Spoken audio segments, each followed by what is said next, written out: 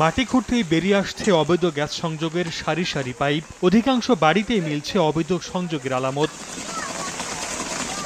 বুধবার দুপুরে নারায়ণগঞ্জের ফতুল্লার চাঁদনী হাউজিং আবাসন প্রকল্প ও আশপাশের কয়েকটি শিল্প কারখানায় অভিযান চালায় তিতাসের ভ্রাম্যমাণ আদালত। অভিযানে বিচ্ছিন্ন করা হয় 2টি ডাইং ও একটি হোশিয়ারি কারখানা সহ আবাসন প্রকল্পটির 250টি অবৈধ গ্যাস সংযোগ। জব্দ করা হয় বিপুল পরিমাণ অবৈধ পাইপ ও রাইজার।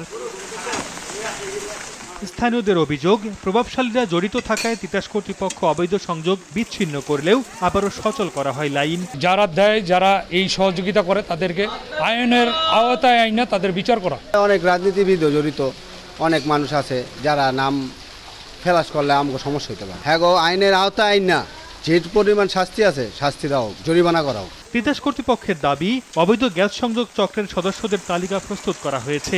তাদের বিরুদ্ধে আইনগত ব্যবস্থা গ্রহণের প্রক্রিয়া চলছে। আমরা কিছু নাম পেয়েছি, তাদের বিরুদ্ধে আমরা নিয়মিত মামলা প্লাস অন্যান্য আইনানুগ আমাদের যেসব ব্যবস্থা আছে কিংবা আমাদের কারিগরিকভাবে কেউ এখানে যুক্ত থাকলেও তাদের বিরুদ্ধে আমরা বিভাগীয় ব্যবস্থা নেব। তিতাসের তথ্য বলছে, চাঁদনী হাউজিং প্রকল্পের 3 শতাধিক বাড়ির অধিকাংশেই অবৈধ সংযোগ রয়েছে। সময় সংবাদ, নারায়ণগঞ্জ।